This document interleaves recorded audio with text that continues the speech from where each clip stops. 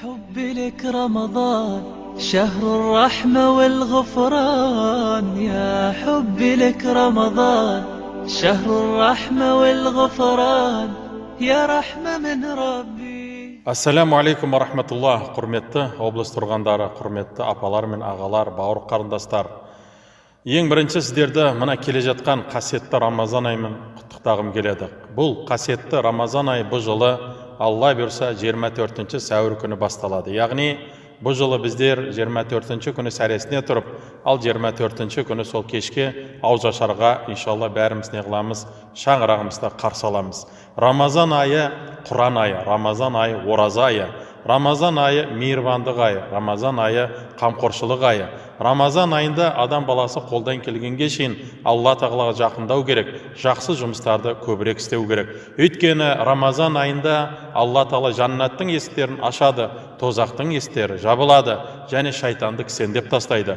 Демек Алла тағала адамдардың дұғаларын, тілектерін қабыл етеді.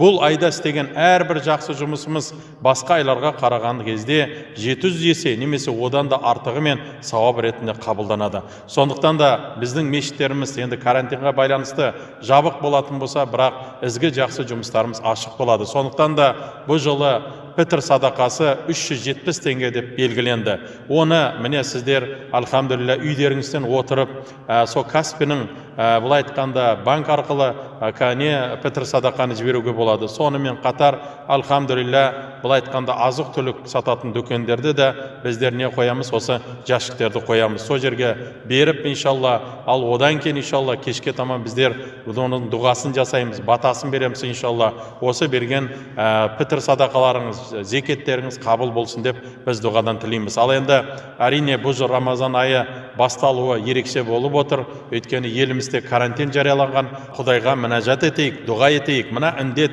жылдан бітсін, мешіттеріміз ашылсын, тарауих намаздарымыз мешітте басталсын деп біз дұғада Құдайдан дұға тілейік. Сондықтан да барлықтарыңызды денсаулықтарыңыз болатын болса, ораза ұстауға шақырамыз иншалла. Ал оразада аузашар кезінде бәріміз бір-бірімізге дұға етейік, Алла тағаладан жеңілдік сұрайық. Өйткені біздер ешқашан есімізден шығармайық, бұл ауыртпашылықтан кейін жеңілдік болатыны хақ екендігі рас екен. Сондықтан да біз бәріміз біргеміз, осы нұсқауларды орындайық. Қасиетті Рамазан құтты болсын, ораза қабыл болсын.